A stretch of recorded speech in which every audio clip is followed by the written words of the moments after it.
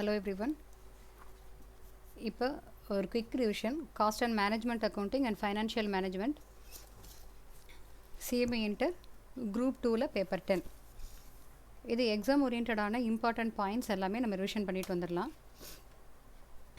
First cost and management accounting பார்க்கலாம். இதில் first study note cost and management அக்கௌண்டிங்கில் theory and one word உங்களுக்கு நிறையா வரும். மேனேஜ்மெண்ட் அக்கௌண்டிங்னா என்ன அண்டு காஸ்ட் அக்கௌண்டிங்னா என்ன, அதனுடைய டிஃபரன்ஸ் அதை நல்லா பார்த்துக்கங்க. மேனேஜ்மெண்ட் அக்கௌண்டிங்னா என்ன, டெசிஷன் மேக்கிங்காக அக்கௌண்டிங் பர்பஸ்க்காக நம்ம வச்சுருக்கிறது மேனேஜ்மெண்ட் அக்கௌண்டிங். காஸ்ட் அக்கௌண்டிங் அப்படின்னா ஒரு ப்ரொடக்ஷனில் எவ்வளவு காஸ்ட் ஆச்சு அப்படின்னு பார்க்குறது, at the same time cost reduction, cost control, அதெல்லாம் காஸ்ட் அக்கௌண்டிங்குடைய மெயின் ஆப்ஜெக்டிவ். பட் மேனேஜ்மெண்ட் அக்கௌண்டிங்குடைய மெயின் ஆப்ஜெக்டிவ் என்ன இருக்குது, டெசிஷன் மேக்கிங். ஸோ காஸ்ட் அக்கௌண்டிங்கிறது சம் இண்டஸ்ட்ரீஸுக்கு புக்ஸுக்கு மெயின்டைன் பண்ணுறது mandatory, but management accounting is optional. இது வந்து மேனேஜ்மெண்ட் அக்கௌண்டிங் காஸ்ட் அக்கௌண்டிங்குள்ள ரிலேஷன்ஷிப்பில் முக்கியமான பாயிண்ட்ஸு. அடுத்தது ஸ்டடி நோட் 2. ஸ்டடி நோட் 2ல் டெசிஷன் மேக்கிங் டூல்ஸ். இதில் நமக்கு marginal costing and differential cost analysis அது எல்லாமே டெசிஷன் மேக்கிங்க்கு ரிலேட்டடானது வரும். ஸோ இப்போ மார்ஜினல் காஸ்ட்டுக்குள்ளே பேசிக்ஸை மட்டும் நல்லா பார்த்துட்டோம்னாலே உங்களுக்கு எல்லா கொஸ்டினும் சால்வ் பண்ண முடியும். ஸோ அந்த பேசிக்கை நம்ம பார்ப்போம். மார்ஜினல் காஸ்ட்டுக்கு அனதர் நேம் டிஃபரன்ஷியல் காஸ்ட்டுன்னு சொல்லலாம். வேரியபிள் காஸ்ட்டு மட்டும்தான் அதில் இருக்கும். Sales minus variable cost, this is contribution. Sales minus variable cost is contribution.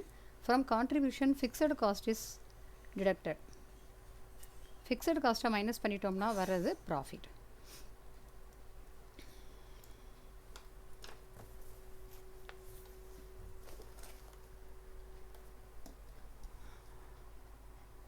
So marginal costing, 1 minute please.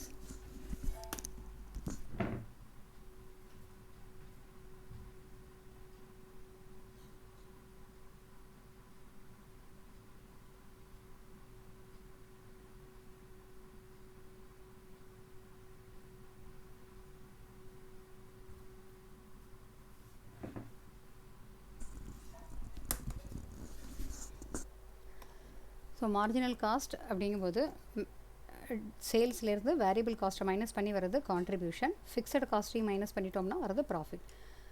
இப்போ டெசிஷன் மேக்கிங்க்கு ஒரு 2-3 ஆல்டர்னேட்டிவ்ஸ் இருக்குது, அதிலேருந்து ஒன்றை சூஸ் பண்ணுறோம் அப்படின்னா அதுதான் நம்ம டெசிஷன் எடுக்க வேண்டியது.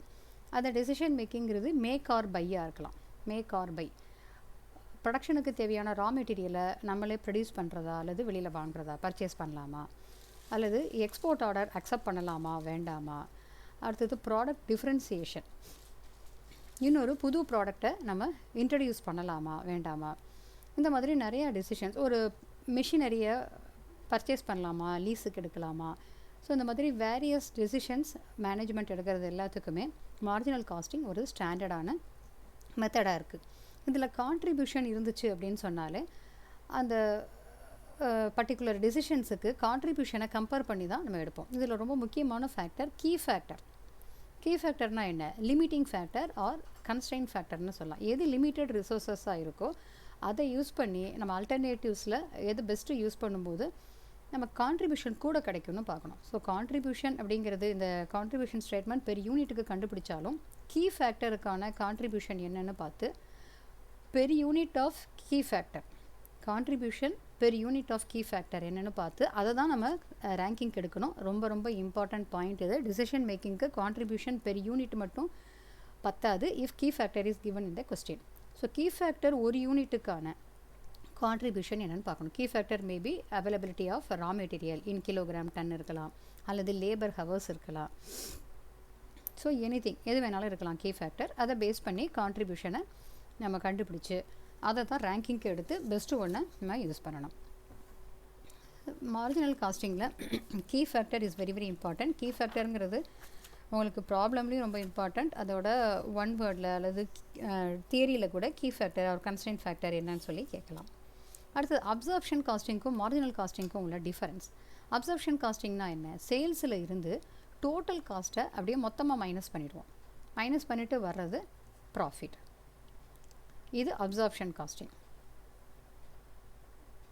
பட் மார்ஜினல் காஸ்டிங்கில் என்ன செய்கிறோம், சேல்ஸ்லேருந்து அந்த டோட்டல் காஸ்ட்டை வேரியபிள்னு ஒரு தடவை பிரித்து கான்ட்ரிபியூஷன் பார்த்துட்டு அடுத்து ஃபிக்ஸட் காஸ்ட்னு ஒரு தடவை பிரித்து ப்ராஃபிட்னு பார்க்குறோம். இப்போ அப்சார்ப்ஷன் காஸ்டிங்க்கும் மார்ஜினல் காஸ்டிங்க்கும் உள்ள மேஜர் டிஃபரன்ஸ் என்ன அப்படின்னா, டோட்டல் காஸ்ட்டாக அப்சார்ப்ஷன் காஸ்ட்டில் மைனஸ் பண்ணுற பாயிண்ட்டை ரெண்டு காஸ்ட்டாக வேரியபிள் தனியாக மைனஸ் பண்ணி சேல்ஸ்லேருந்து வேரியபிள் காஸ்ட்டை மைனஸ் பண்ணி கான்ட்ரிபியூஷனும் அதிலேருந்து ஃபிக்ஸட் காஸ்ட்டை தனியாக மைனஸ் பண்ணி ப்ராஃபிட்னு 2 ஸ்டெப்பாக கண்டுபிடிக்கிறோம். Because contribution is very very important for decision making. அடுத்தது குரூப் 1லேயும் நீங்கள் இந்த சாப்டர்ஸ் எல்லாமே ஆல்ரெடி படிச்சிருப்பீங்க. அப்சார்ப்ஷன் அண்ட் மார்ஜினல் காஸ்டிங்கில் closing stock and opening stock சேமாக இருந்தாலோ அல்லது ஓப்பனிங் க்ளோசிங் ஸ்டாக் இல்லைனாலோ ரெண்டுலேயுமே ப்ராஃபிட் வந்து சேமாக இருக்கும். என்ன ரீசன் அப்படின்னா, காஸ்ட் ஆஃப் ப்ரொடக்ஷன், அதாவது க்ளோசிங் ஸ்டாக்குங்கிறது வேல்யூடட் காஸ்ட்டு. அந்த காஸ்ட் ஆஃப் ப்ரொடக்ஷனில் மார்ஜினல் காஸ்ட்டில் வேரியபிள் காஸ்ட்டு மட்டும் இன்கர் ஆகிருக்கும். பட் அப்சார்ப்ஷன் காஸ்டிங்கில் டோட்டல் காஸ்ட்டுமே இன்கர் ஆகிருக்கும். ஸோ அதை வச்சு க்ளோசிங் அண்ட் ஓப்பனிங் ஸ்டாக்கில் டிஃபரன்ஸ் இருந்துச்சு அப்படின்னு சொன்னால், சப்போஸ் மார்ஜினல் காஸ்ட் அல்லது அப்சார்ப்ஷன் காஸ்ட்டில் ரெண்டுலேயுமே இருக்கிற ப்ராஃபிட்டு டிஃபர் ஆகும். இந்த பாயிண்ட் ரொம்ப ரொம்ப இம்பார்ட்டண்ட், இதுவும் பார்த்துக்கோங்க. இப்போ க்ளோசிங் ஸ்டாக் கூட இருக்குது ஓப்பனிங்கை விட அப்படின்னு சொன்னால், க்ளோசிங் ஸ்டாக் ஹையராக இருந்தது அப்படின்னா ப்ராஃபிட்டு கூட இருக்கிறதுக்கு வாய்ப்பு இருக்குது. அப்போ ப்ராஃபிட் கூட இருக்குதுன்னா அப்சார்ப்ஷன் காஸ்டிங்கில் தான் க்ளோசிங் ஸ்டாக்கு ஃபிக்ஸட் காஸ்ட்டும் இன்கர் ஆகிருக்கும் காஸ்ட்டில். அப்போ அங்கே அப்சார்ப்ஷன் காஸ்டிங்கில் ப்ராஃபிட் கூட இருக்கும் if closing stock is greater than opening stock, more than opening stock. அதே மாதிரி மார்ஜினல் காஸ்ட்டில் ரிவர்ஸில் இருக்கும். இது ஆப்போசிட்டாகவும் நீங்கள் சொல்லிக்கலாம். இந்த பாயிண்ட்டும் பார்த்துக்கோங்க. Next one, transfer pricing. So இதில் வந்து அடுத்தது இந்த இம்பார்ட்டன்ட் பாயிண்ட்ஸ் இதுலேயே இன்னும் சில இதெல்லாம் இருக்குல்ல. இப்போ இது வந்து ப்ராஃபிட் சொல்லிட்டோம். அடுத்தது break even point. Break even point in யூனிட்ஸும் இருக்குது, இன் வேல்யூவும் இருக்குது. இன் யூனிட்ஸ் கண்டுபிடிக்கணும்னா fixed cost by contribution per unit. இது பிரேக் ஈவன் பாயிண்ட் இன் யூனிட்ஸ்க்கு. இதே பிரேக் ஈவன் பாயிண்ட் இன் வேல்யூவாக கேட்டாங்கன்னா இந்த break even point in units into selling price போடலாம். Otherwise fixed cost by PV ரேஷியோன்னு போடலாம். பிவி ரேஷியோனா என்ன, contribution by sales into 100. PV ratio is equal to contribution by sales into 100. இதை contribution ரேஷியோன்னு சொல்லலாம். வேரியபிள் காஸ்ட் ரேஷியோ அப்படிங்கிறது இந்த PV ரேஷியோவில் 100லேருந்து பிவி ரேஷியோவை மைனஸ் பண்ணணும். அப்போ variable cost ratio and PV ratio ரெண்டும் ஆட் பண்ணினோம்னா இட் இஸ் ஈக்குவல் டு 100. அப்போ என்ன சொல்கிறோம், variable cost ratio and PV ratio are complementary to each other. அடுத்து மார்ஜின் ஆஃப் சேஃப்டி. டோட்டல் சேல்ஸில் எவ்வளவு எக்ஸஸாக இருக்கோ, பிரேக் ஈவன் சேல்ஸை விட எவ்வளவு எக்ஸஸாக இருக்கோ அது margin of safety. Total sales minus break even sales, இது மார்ஜின் ஆஃப் சேஃப்டி. இப்போ 2 பீரியடுக்கு உரிய ப்ராஃபிட்டு அல்லது கான்ட்ரிபியூஷன் அண்டு சேல்ஸ் கொடுத்துருந்தாங்க அப்படின்னா அங்கேருந்து பிவி ரேஷியோ கண்டுபிடிக்க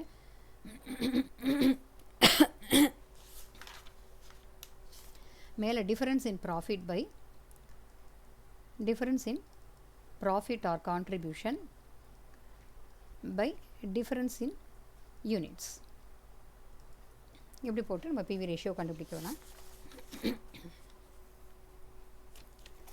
இப்போ marginal costing very important. Section C கொஸ்டினில் மார்ஜினல் காஸ்டிங்கில் இருந்தும் அதே மாதிரி செக்ஷன் டிலேயுமே மார்ஜினல் காஸ்டிங்கில் இருந்து நிறையா எதிர்பார்க்கலாம். ரெண்டுலேயுமே உங்களுக்கு கொஸ்டின் கண்டிப்பாக வரும். செக்ஷன் சியில் அவசியம் வரும், செக்ஷன் டிலேயும் சான்சஸ் ஒரே கொஸ்டினாக கேட்குறதுக்கு சான்சஸ் நிறையா இருக்குது.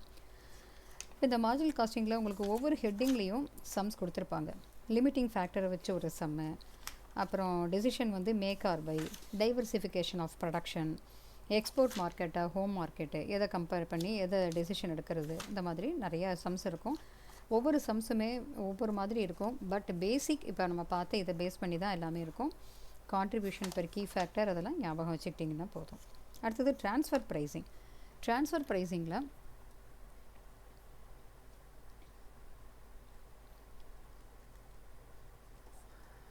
ஒரு பிஸ்னஸில் இருக்கிற 2-3 டிபார்ட்மெண்ட்டில் ஒரு டிபார்ட்மெண்ட் இன்னொரு டிபார்ட்மெண்ட்டுக்கு குட்ஸை ட்ரான்ஸ்ஃபர் பண்ணுது அப்படின்னா அங்கே என்ன ப்ரைஸ் ஃபிக்ஸ் பண்ணுவாங்க.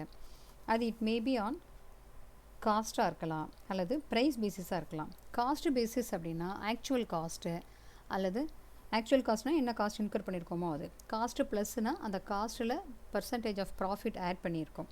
ஸ்டாண்டர்ட் காஸ்ட்டுங்கிறது ஆல்ரெடி எஸ்டிமேட்டட் ஒன்னாக இருக்கும். மார்ஜினல் காஸ்ட்டுங்கிறது வேரியபிள் காஸ்ட்டாக இருக்கும். அல்லது காஸ்ட் பேசிஸில் இல்லாமல் மார்க்கெட் ப்ரைஸை ட்ரான்ஸ்ஃபர் ப்ரைஸாக ஃபிக்ஸ் பண்ணலாம். அல்லது நெகோஷியேட்டட் அந்த 2 டிபார்ட்மெண்ட்டும் பேசி அவங்களுக்குள்ள ப்ரைஸை நெகோஷியேட் பண்ணிக்கலாம். And then price based on opportunity cost. Opportunity காஸ்ட்னா என்ன? the benefit forgone by choosing one alternative. அதாவது இன்னொரு பெஸ்ட் ஆல்டர்னேட்டிவை நம்ம மிஸ் பண்ணிவிட்டு இன்னும் 2 ஆல்டர்னேட்டிவ் இருக்குது, ஒன்றை சூஸ் பண்ணுறோம், இன்னொன்று நம்ம ஃபர்கான் பண்ணும்போது அதில் கிடைக்கக்கூடிய பெனிஃபிட்டை விட்டு கொடுக்குறோம். அந்த பெனிஃபிட்டு தான் ஆப்பர்ச்சுனிட்டி காஸ்ட். ஸோ அது சில இடத்துல ட்ரான்ஸ்ஃபர் ப்ரைஸிங்க்கு கன்சிடர் பண்ணணும். அந்த பாயிண்ட்டும் கவனமாக பார்க்கணும் சம்மில். ஸோ ட்ரான்ஸ்ஃபர் ப்ரைஸிங் அப்படிங்கிறது it may be based on cost or price. அடுத்தது இதில் நிறைய சம்ஸ் உங்கள் புக்கில் இருக்குது. புக்கில் இருக்கிற சம்ஸ் எல்லாமே நீங்கள் பார்த்துட்டாலே போதும். எக்ஸ்ட்ராவாக எதுவும் பார்க்கணுங்கிறது இல்லை. If that is excess time இருந்தது அப்படின்னு சொன்னால் ப்ரீவியஸ் இயர் கொஸ்டின் பேப்பர்ஸ் அதெல்லாம் கொஞ்சம் நீங்கள் பார்த்துக்கலாம். அப்படியே ப்ரீவியஸ் இயர் கொஸ்டினில் புக்கில் இருக்கிற கொஸ்டின் அப்படியே வரலைனாலும் அதை பேஸ் பண்ணி வரும். அதனால் நீங்கள் கவலைப்பட வேண்டாம், கான்செப்ட் தெரிஞ்சால் போதும். அடுத்தது பட்ஜெட் அண்ட் பட்ஜெட்டரி கண்ட்ரோல். இதில் பட்ஜெட்டரி கண்ட்ரோல் அண்ட் ஸ்டாண்டர்ட் காஸ்டிங்க்கான டிஃப்ரென்ஸ் வந்து தியரியில் பார்த்துக்கோங்க. அடுத்தது பட்ஜெட்டில் மேஜரான பாயிண்ட்ஸ் என்னென்ன?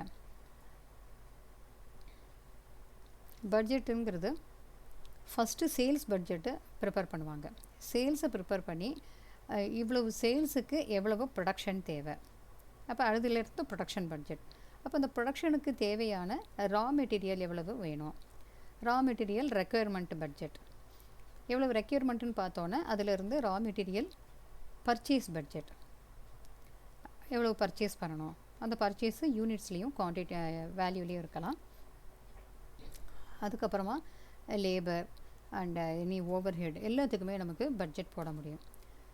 ஸோ இதில் சம் எப்படி கேட்பாங்க அப்படின்னு பார்த்தோம்னா, ஒன்று இந்த மாதிரி raw material requirement, production, purchase இதெல்லாம் கேட்குற மாதிரி ஒரு சம்மாக இருக்கலாம். இதுவுமே செக்ஷன் டியில் கேட்குறதுக்கு நிறைய சான்சஸ் இருக்குது. ஏன்னா ரா மெட்டீரியல் ரெக்யர்மெண்ட்டுங்கிறது ஒரு கொஸ்டின், சிம்பிள் கொஸ்டின், ஒரு step mark. Purchase in quantities, purchase in units and purchase in value கேட்கலாம். அப்புறம் ப்ரொடக்ஷன் எவ்வளவு, ப்ரொடக்ஷன் பட்ஜெட் எவ்வளவு, இந்த மாதிரிலாம் நிறையா கேட்கலாம். அடுத்து flexible and fixed budget. Flexible budget உங்களுக்கு செக்ஷன் சியில் எதிர்பார்க்கலாம். ஃப்ளெக்சிபிள் பட்ஜெட்னால் என்ன? ஒரு பர்சன்டேஜ் ஆஃப் கெப்பாசிட்டிக்கு எவ்வளோ பட்ஜெட்னு கொடுத்துருப்பாங்க, அதை பேஸ் பண்ணி வேறு பர்சன்டேஜுக்கு நீங்கள் கம்பேர் பண்ணணும். இந்த இடத்துல முக்கியமாக பார்க்க வேண்டியது variable cost, variable over head, semi variable over head and fixed over head. இந்த 3 ஓவர் ஹெட்டும் தனித்தனியாக நீங்கள் பார்த்துக்கணும். வேரியபிளுக்கு இப்போ 80% ஆல்ரெடி கிவன் இந்த question, you have to convert it into 70 or 90 அப்படின்னா ரொம்ப simple. Variable divided by 80 into 70 divided by 80 into 90 போட்டுடலாம். செமி வேரியபிள் அப்படி கண்டுபிடிக்கணும் அப்படின்னா மேலே இப்போ நம்ம மேலே பிவி ரேஷியோக்கு பார்த்த ஃபார்முலா மாதிரியே தான் டிஃபரன்ஸ் இன் 2 லெவலுக்கு இருக்கிற டிஃபரன்ஸ் இன் ஓவர் ஹெட், டிஃபரன்ஸ் இன் வேல்யூ அல்லது காஸ்ட் அதை மேலே போட்டுக்கோங்க. கீழே டிஃபரன்ஸ் இன் யூனிட்ஸ் போட்டுக்கோங்க, யூனிட்ஸில் இருக்கிற டிஃபரன்ஸ். அப்போ இதுலேருந்து நமக்கு கிடைக்கிறது வேரியபிள் காஸ்ட்டு பெர் யூனிட் கிடைக்கும். இதை பேஸ் பண்ணி ஏதாவது ஒரு பர்டிகுலர் லெவலில் வேரியபிள் காஸ்ட் என்னென்னு பார்த்துட்டோம்னா ஃபிக்ஸட் காஸ்ட்டு தெரியும். அதே ஃபிக்ஸட் காஸ்ட்டு எல்லா லெவலுக்கும் இருக்கும். இப்போ செமி வேரியபிளாக பிரிச்சுக்கணும். ஃபிக்ஸடுக்கு பிரச்சனையே இல்லை, எல்லாத்துக்கும் அப்படியே போட்டுடலாம். பட் கொஸ்டினில் ஒரு கெப்பாசிட்டிக்கு அடிஷனலாக ஃபிக்ஸட் ஓவர் ஹெட் இருக்குதுன்னு சொன்னால் அதையும் கன்சிடர் பண்ணிக்கோங்க. ஃப்ளெக்சிபிள் பட்ஜெட்டை வச்சு செக்ஷன் சியில் கொஸ்டின் வரலாம். தென் கேஷ் பட்ஜெட்டும் கேட்கலாம். கேஷ் பட்ஜெட்டில் ரிசிப்ட்ஸ் எல்லாம் ஆட் பண்ணிவிட்டு opening balance plus receipts and then minus total payments ஒவ்வொரு மந்த்துக்கும் நீங்கள் போட்டுட்டு க்ளோசிங் பேலன்ஸை இங்கே போடணும். சப்போஸ் சம்மில் closing balance is to be maintained at particular amount அப்படின்னு சொன்னாங்கன்னா அந்த அமௌண்ட்டை விட கம்மியாக இருக்குது அமௌண்ட்டு நம்ம அரைவ் பண்ணதுன்னா ஃபர்தராக லோன் வாங்கி அந்த க்ளோசிங் பேலன்ஸை மெயின்டைன் பண்ணுற மாதிரி காமிக்கணும். எக்ஸஸ் பேலன்ஸ் இருக்கும்போது அதை ரீபே பண்ணுற மாதிரி காமிக்கணும். பட்ஜெட்டரி கண்ட்ரோலில் ஒரு இம்பார்ட்டண்ட் தியரி கொஸ்டின் இருக்குது. அது ஜீரோ பேஸ்டு பட்ஜெட்டிங். இதை நல்லா பார்த்துக்கோங்க. ஜீரோ பேஸ்டு பட்ஜெட்டிங் கண்டிப்பாக ஷார்ட் நோட்ஸில் கேட்குறதுக்கு நிறைய சான்சஸ் இருக்குது. அதோட ரெஸ்பான்சிபிலிட்டி அக்கௌண்டிங், பெர்ஃபார்மன்ஸ் பட்ஜெட்டிங் அதுவும் பார்த்துக்கோங்க. ஸோ பட்ஜெட்டில் எப்படி பண்ணுறது என்னென்னு பார்த்தாச்சு. அடுத்தது ஸ்டாண்டர்ட் காஸ்டிங். ஸ்டாண்டர்ட் காஸ்டிங்கில் கொஸ்டின் இல்லாமல் marginal costing and standard costing இந்த ரெண்டில் கொஸ்டின் இல்லாமல் எந்த கொஸ்டின் பேப்பருமே இருக்காது. So very very important chapter. அப்போ செக்ஷன் டிலையுமே ஸ்டாண்டர்ட் காஸ்டிங் நம்ம எதிர்பார்க்கலாம். Material, labour, fixed, variable overhead இது எல்லாமே கலந்துருக்கும்ல. அப்போ இதில் ஏதாவது 2 வேரியன்ஸை மட்டும் கூட எடுத்து அதிலிருந்து ஸ்டெப் மார்க்ஸ் வர மாதிரி உங்களுக்கு செக்ஷன் டிலையும் கேட்கலாம், செக்ஷன் சிலையும் ஒரு கொஸ்டினாகவும் கேட்கலாம். ஸோ ஸ்டாண்டர்ட் காஸ்டிங் ஃபார்முலாஸ் அதெல்லாம் ரொம்ப கஷ்டம்னு நினைக்க வேண்டாம் நீங்கள், ரொம்ப சிம்பிள் தான். இப்போ மெட்டீரியல் வேரியன்ஸ் அப்படின்னு எடுத்தோம்னா நான் ஒரு சின்ன டயக்ராம் மட்டும் போடுறேன். இதை வச்சு நீங்கள் ஃபார்முலாஸ் ஈஸியாக ஞாபகம் வச்சுக்கலாம். ஃபிக்ஸட் ஓவர்ஹெட்டுக்கு நம்ம சேனல்லையே ஒரு சம் ஒன்று ஒர்க் அவுட் பண்ணியிருக்கேன். அது ஈஸியாக, ரொம்ப ஈஸியாக நீங்கள் ஆன்சரை அரைவ் பண்ணுற மாதிரி இருக்கும். ஏன்னா உங்களுக்கு இப்போ ரிட்டன் எக்ஸாமும் கிடையாது, ஆன்சரை ஒர்க் அவுட் பண்ணி மெயின் ஆன்சர் தான் எழுத போகிறீங்க. அப்படி இருக்கும்போது இந்த மாதிரி டயக்ராம் போட்டு டக்குன்னு ஆன்சரை கண்டுபிடிக்க முடியும். நிறைய டைம் உங்களுக்கு சேவ் ஆகும். அப்புறம் முக்கியமாக உங்களுடைய புக்கில் ஸ்டாண்டர்ட் காஸ்டிங்கில் அந்த சம்ஸ் எல்லாம் இல்லஸ்ட்ரேஷன் ஆரம்பிக்கிறதுக்கு முன்னாடி ஒரு 2-3 பக்கத்துக்கு முன்னாடி ரேஷியோஸ்னு கொடுத்துருப்பாங்க. வேரியன்ஸ் ரேஷியோஸ் அண்டு காஸ்ட் ரேஷியோஸ்னு கொடுத்துருப்பாங்க. அந்த ரேஷியோஸை கொஞ்சம் நல்லா பார்த்துக்கோங்க. ஒருவேளை அதிலேருந்து 1 மார்க் சம் கூட செக்ஷன் பிலையும் கேட்கலாம். Efficiency ratio, activity ratio, calendar, capacity usage, capacity utilisation and ideal time ரேஷியோன்னு 6 ரேஷியோ இருக்கும். பட் இதில் சம் எதுவும் உங்களுக்கு புக்கில் இல்லை. But maybe it will be asked in your question paper. அதனால் அந்த ஃபார்முலாஸை நல்லா பார்த்துக்கோங்க, அதுவும் இம்பார்ட்டண்ட். அண்டு இப்போ மார்ஜினல் மெட்டீரியல் வேரியன்ஸுக்கு ரொம்ப ஈஸியாக அந்த ஃபார்முலா ஞாபகம் வச்சுக்கிற ஒரு டயக்ராம் சொல்கிறேன். இங்கே ஒரு எக்ஸ் ஆக்சிஸ் ஒய் ஆக்சிஸ் மாதிரி போட்டுக்குவோம். இந்த இடத்துல ஸ்டாண்டர்டு ப்ரைஸ் அப்படின்னு ஃபிக்ஸ் பண்ணிக்கோங்க. இதை ஆக்சுவல் ப்ரைஸ்ன்னு ஃபிக்ஸ் பண்ணிக்கோங்க. இங்கே ஸ்டாண்டர்ட் குவான்டிட்டி, இங்கே ஆக்சுவல் குவான்டிட்டி. அவ்வளோதான். இப்போ என்ன பண்ண போகிறோம்னா இது எல்லாத்தையும் ஒவ்வொரு ரெக்டாங்கிள் மாதிரி வரைய போகிறோம். Rectangle or square or any box மாதிரி, ஒரு பாக்ஸ் மாதிரி வரைகிறோம்.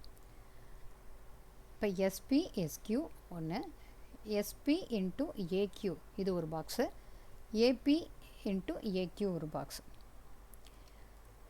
இது ப்ரைஸ் வேரியன்ஸ். ப்ரைஸ் வேரியன்ஸுக்கு ஃபார்முலா என்ன? இதில் வந்து நீங்கள் ஞாபகம் வச்சுக்க வேண்டியது small minus large, small box minus large box.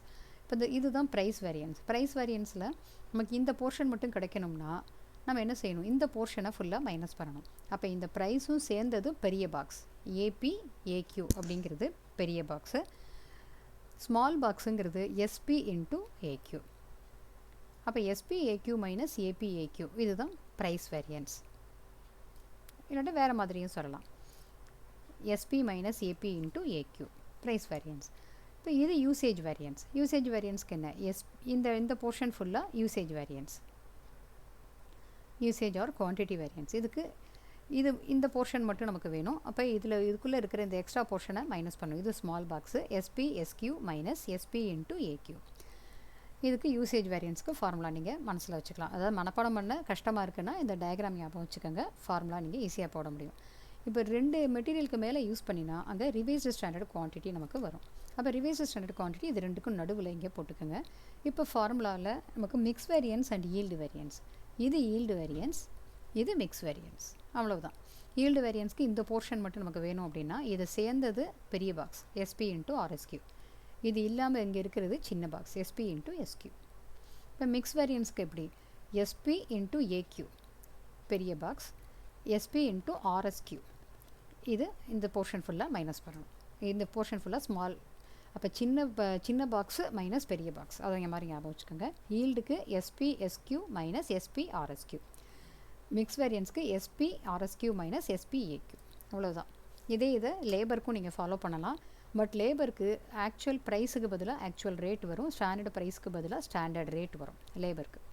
அதே மாதிரி இங்கே குவான்டிட்டி வைஸ் இல்லை, அவுட்புட்டு கொடுக்காம ஒரு வேளை லேபரை பொறுத்த மட்டும் ஹவர்ஸ் இருக்கலாம் அல்லது அவுட்புட் இருக்கலாம். அப்போ இங்கே குவான்டிட்டிங்கிறது வந்து ஸ்டாண்டர்ட் அவுட்புட்டாகவோ அல்லது ஸ்டாண்டர்ட் ஹவர்ஸ் ஆகவோ, அதே மாதிரி ஏக்யூ ஆர்எஸ்கியூ எல்லாமே அவுட்புட் ஆர் ஹவர்ஸாக மாறுறதுக்கு சான்சஸ் இருக்குது.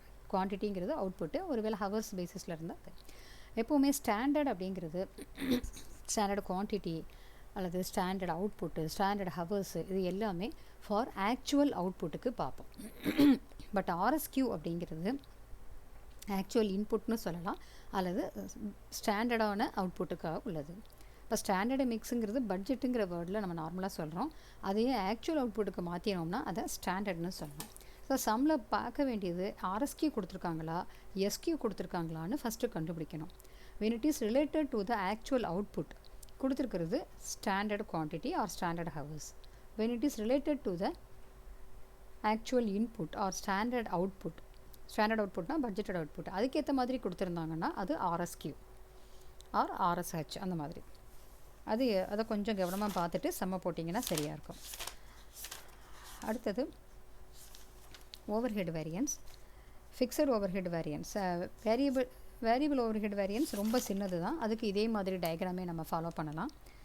வேரியபிள் ஓவர்ஹெட் வேரியன்ஸுக்கும் இதே மாதிரி ஒரு சின்ன டயக்ராம் மட்டும் நீங்கள் போட்டால் போதும். இது எஸ்ஆர், இது AR, standard rate, actual rate. Variable overhead divided by, அதாவது budgeted variable overhead divided by budgeted rate, sorry budgeted units or budgeted hours போட்டால் ஸ்டாண்டர்ட் ரேட் வரும். இங்கே standard hours and actual hours. ARAH already given இந்த கொஸ்டினாக தான் இருக்கும் அது. அப்போ இது எக்ஸ்பெண்டிச்சர் வேரியன்ஸ், இந்த இதுக்குள்ளே இருக்கிறது எஃபிஷியன்சி வேரியன்ஸ். ஸோ இங்கேயும் அதே இது தான், small box minus large box. இதில் ஆன்சர் உங்களுக்கு ஈஸியாக பார்க்க முடியும். இப்போ ஃபிக்ஸட் ஓவர்ஹெட்டுக்கு மட்டும் நம்ம கொஞ்சம் டயக்ராம் வேறு மாதிரி போடணும். 2 போர்ஷனாக பிரிச்சுப்போம்.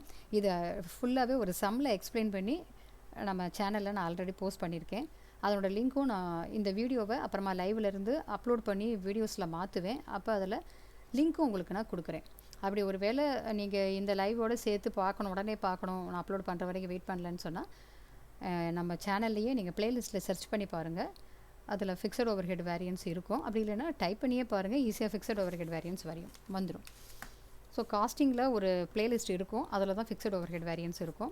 அந்த சம் ரொம்ப ஈஸியாக இருக்கும். அதை பார்த்துக்கிட்டிங்கன்னா நீங்கள், ஏன்னா வேரியபிள் அண்ட் ஃபிக்ஸட் ஓவர்ஹெட் வேரியன்ஸுங்கிறதுலாம் ரொம்ப இம்பார்ட்டண்ட். அது கஷ்டமாக இருக்கிற மாதிரி நிறையா ஸ்டூடெண்ட்ஸ் ஃபீல் பண்ணுவாங்க. பட் ரொம்ப ரொம்ப ஈஸி.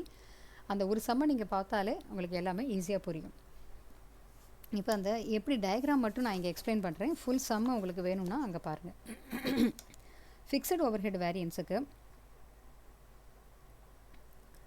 ஃபஸ்ட்டு இங்கே பட்ஜெட்டட் ஓவர்ஹெட் போட்டுக்கோங்க.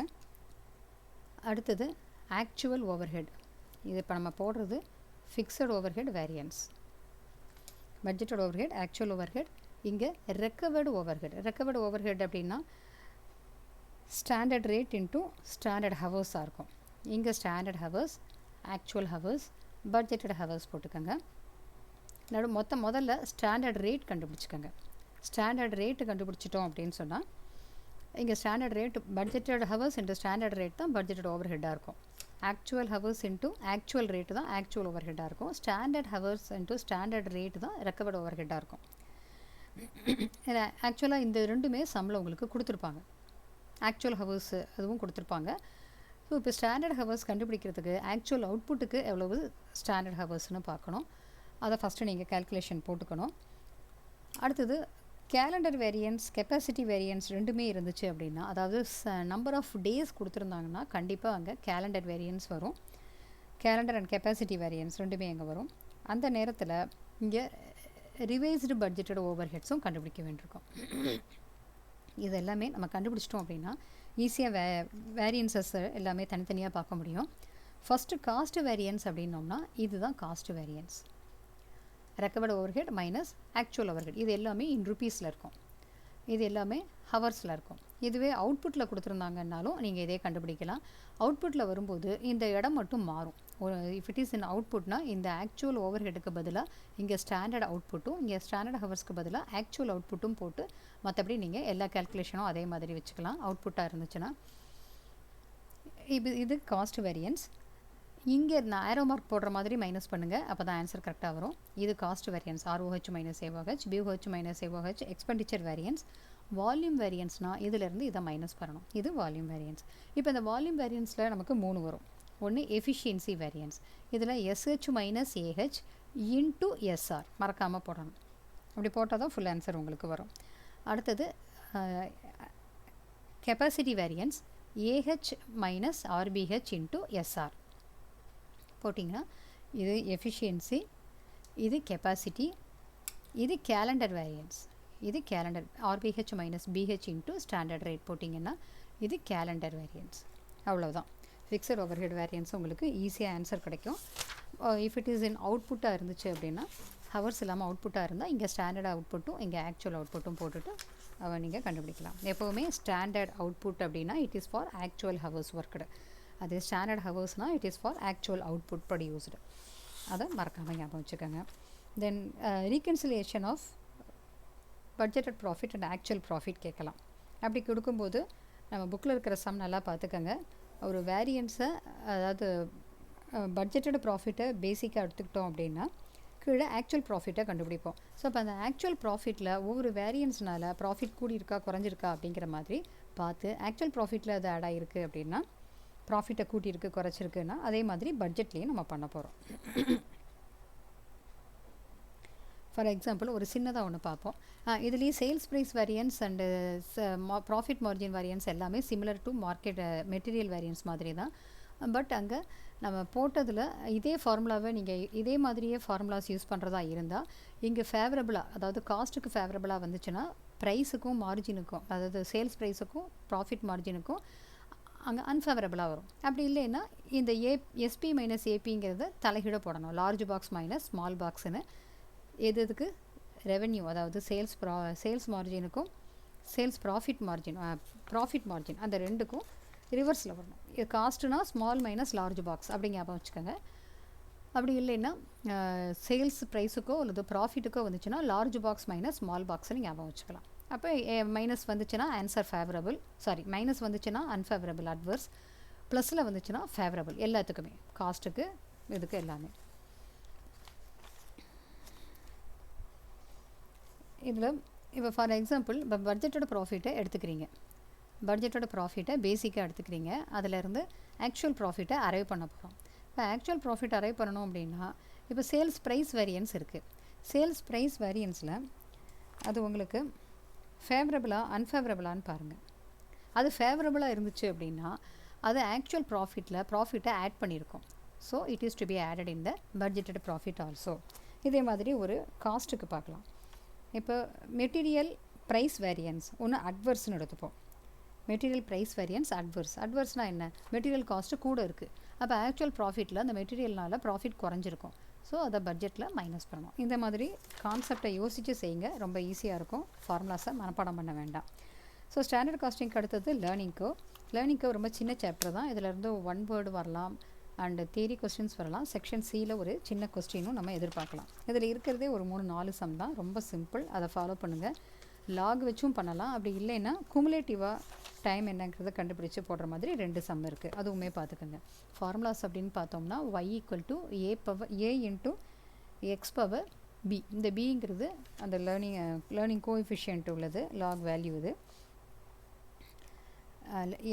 அதாவது லேர்னிங் கோஎஃபிஷியண்ட்டாக இருக்கிற அந்த பி வேல்யூ அது மைனஸில் போடணும். அந்த இடத்துல மறந்துடாதீங்க. நம்ம புக்கில் ஃபார்முலாவில் பின்னு மட்டும்தான் போட்டிருப்பாங்க, பட் கிடச்ச ஆன்சரை மைனஸில் போட்டிருப்பாங்க.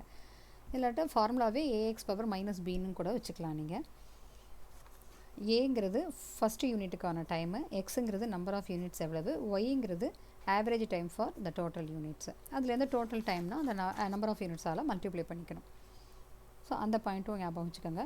அடுத்தது ஒருவேளை இந்த ஃபார்முலா இல்லாமல் குமுலேட்டிவாக கண்டுபிடிக்கிற மாதிரியும் நமக்கு சம்ஸ் இருக்குது. அப்போ ஒரு மிஷினுக்கு ஒரு ஆவரேஜ் டைம் இவ்வளோனா 2 மிஷினுக்கு அதே டபுள் டைமாக மிஷின்ஸ் நமக்கு கூடும். பட் அதனுடைய டைமுங்கிறது எத்தனை பர்சன்டேஜ் லேர்னிங் கோஎஃபிஷியன்ட்டோ 80% ஆர் 90% கொடுத்துருப்பாங்கல்ல, அதுக்கேற்ற மாதிரி மாறும்.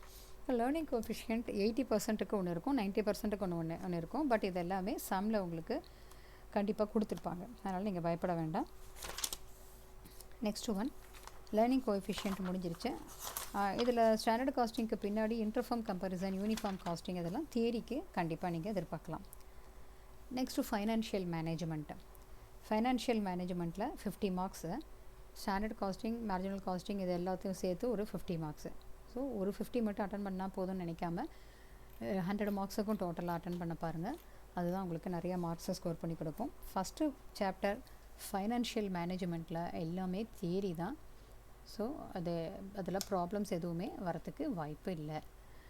அதனால் தியரி பார்ட்டுக்கு இதில் நல்லா பார்த்துக்கோங்க. என்னென்ன பார்க்கணும் ரொம்ப இம்பார்ட்டண்ட் அப்படிங்கிறது இதில் சொல்கிறேன். What is the aim of objective of financial management, profit maximisation, அதுக்கப்புறமா அது வெல்த் மேக்ஸிமைசேஷன் மாறினது, இந்த point important. And then sources of ஃபைனான்ஸில் ஈக்விட்டி ப்ரிஃபரன்ஸ் அதெல்லாம் சின்ன கிளாஸ்லேருந்தே படிச்சிருப்பீங்க. அது ஈஸியாக தான் இருக்கும் உங்களுக்கு. ரொம்ப இம்பார்ட்டண்ட்டாக பார்க்கணும்னா கமர்ஷியல் பேப்பர் பார்த்துக்கோங்க. கமர்ஷியல் பேப்பர்னால் என்ன, அண்டு குளோபல் டெபாசிட்டரி ரிசிப்ட் அதனுடைய ப்ரொசீஜர் கொடுத்துருப்பாங்க உங்கள் புக்கில். குளோபல் டெபாசிட்டரி ரிசிப்ட்னால் ஒரு இந்தியன் கம்பெனி ஆர்டினரி ஷேர்ஸை இஷ்யூ பண்ணும்போது டொமஸ்டிக் பேங்க்கில் ஒரு கஸ்டடியன் பேங்க்கோட லிங்க் வச்சு ஃபாரினில் இருக்கிற டெபாசிட்டரி பேங்க்குக்கு அதை அனுப்புவாங்க. அங்கே ஃபாரினில் இருக்கிற யாராவது அதை டெபாசிட்டரி ரிசிப்ட்ஸை அந்த டெபாசிட்டரி பேங்க் இஷ்யூ பண்ணுற அந்த டெபாசிட்டரி ரிசிப்ட்ஸை பர்ச்சேஸ் பண்ணிக்குவாங்க. இதுக்கு ஓட்டிங் ரேட்ஸ் கிடையாது. இதுக்கு ஃப்ரீலி ட்ரேடட் இந்த இன்டர்நேஷ்னல் மார்க்கெட். இதுக்கு income by way of dividend கிடைக்கும். இந்த பாயிண்ட்டு. அடுத்தது bill discounting and forfaiting factoring, இதுவுமே இம்பார்ட்டன்ட். Commercial papers important. அடுத்தது ஃபர்ஃபீட்டிங் அண்ட் ஃபேக்டரிங்.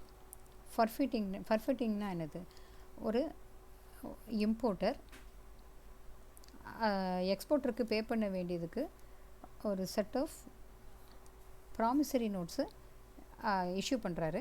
அதை இவருடைய பேங்க், அதாவது இம்போர்ட்டருடைய பேங்க்கில் அதை கன்ஃபார்ம் பண்ணிவிட்டு அவங்க அதை ஆத்தரைஸ் பண்ணதுக்கு அப்புறமா எக்ஸ்போர்ட்டருக்கு அனுப்புகிறாரு. எக்ஸ்போர்ட்டர் அதை அமௌண்ட்டை உடனடியாக ரியலைஸ் பண்ணுறதுக்கு ஃபர்ஃபீட்டருக்கு கொடுப்பாரு. ஃபர்ஃபீட்டர் அவருக்கு அமௌண்ட்டை பே பண்ணிவிடுவார்.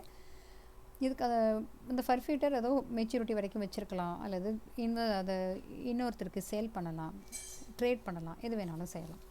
இது ஃபர்ஃபீட்டிங். அடுத்தது ஃபேக்டரிங். ஃபேக்டரிங்னால் என்ன, ஃபேக்டருங்கிறவர் ஒரு கஸ்டமர் அது டெப்டாஸ் அக்கௌண்ட்ஸ் ரிசீவபிள் அவங்கக்கிட்டேருந்து வர்ற அமௌண்ட்டை அதாவது அவங்கக்கிட்டேருந்து ரிசீவ் பண்ண வேண்டிய பொறுப்பை அவங்க ஏற்றுக்கிட்டு செல்லருக்கு அந்த அமௌண்ட்டை சீக்கிரமே பே பண்ணுறாரு. அதுதான் ஃபேக்டர். ஸோ அதனுடைய ஃபேக்டரிங்குடைய ப்ரொசீஜரையும் பார்த்துக்கோங்க. ஃபேக்டரிங், பில் டிஸ்கவுண்டிங், ஃபர்ஃபிட்டிங், அதனோட comparison very very important. And commercial paper important. Commercial பேப்பருங்கிறது ஒரு unsecured short term promissory note issued by large well known credit worthy companies. இந்த பாயிண்ட்லாம் அதில் இருக்கணும். இதெல்லாம் இருந்தால் உங்களுக்கு மார்க் ஃபுல்லாக கிடைக்கும். Okay, first chapter over. Then second சாப்டரில் என்ன இம்பார்ட்டண்ட்டாக இருக்கும் அப்படின்னா ரேஷியோ அனலைசிஸ். ரேஷியோ அனலைசிஸில் இம்பார்ட்டண்ட் ரேஷியோஸ் எல்லாமே பாருங்கள். ப்ராஃபிட்டபிலிட்டி பேஸ் ரேஷியோ அப்படின்னா gross profit, net profit ratio, இது எல்லாமே உங்களுக்கு ஜென்ரலாகவே தெரிஞ்சது தான். Operating profit ratio and expense ratio, அதோடைய return on investment, profit by capital employed அது போடுறது, overall investment, return on equity shareholders fund. Shareholders funds அப்படின்னா ஒன்றும் கிடையாது, reserves and surplus plus share capital, இந்த ரெண்டு சேர்ந்ததுக்கு பேர் தான் ஷேர் ஹோல்டர்ஸ் ஃபண்ட். இது profitability ratios. Okay, activity ratios அப்படின்னா இன் டைம்ஸில் இருக்கும். முக்கியமான பாயிண்ட்டு, ரேஷியோஸ் எல்லாம் ஆன்சர்ஸ் எழுதும்போது டைப் பண்ணும்போது பர்சன்டேஜ் வரதுக்கு பர்சன்டேஜ் போடுங்க. சப்போஸ் டர்ன் ஓவர் ரேஷியோஸ்னால் இன் டைம்ஸில் இருக்கும், மறக்காமல் இன் டைம்ஸ்னு பக்கத்தில் எழுதுங்க. வேறு ஏதாவது நமக்கு மேலே பார்த்த சம்மு, இந்த வேரியன்ஸஸ் அதெல்லாம் ருபீஸ் வரும் அப்படின்னா ருபீஸ் சிம்பிள் மறக்காமல் போடுங்க. These are all very very important. Activity ரேஷியோவில் இன்வென்ட்ரி டர்ன் ஓவர் ரேஷியோ வரலாம். இன்வென்ட்ரி டர்ன் ஓவர் ரேஷியோனா என்ன, cost of goods sold by average inventory. இதே டெப்டார்ஸ் டர்ன் ஓவர் ரேஷியோ அப்படின்னா இது வந்து இன்வென்ட்ரி டர்ன் ஓவர் ரா மெட்டீரியலுக்கும் இருக்கலாம், ஃபினிஷ்டு குட்ஸுக்கும் இருக்கலாம். ஸோ மெட்டீரியல் அப்படிங்கும்போது மெட்டீரியல் கன்சம்ஷன் அங்கே நமக்கு வரும்.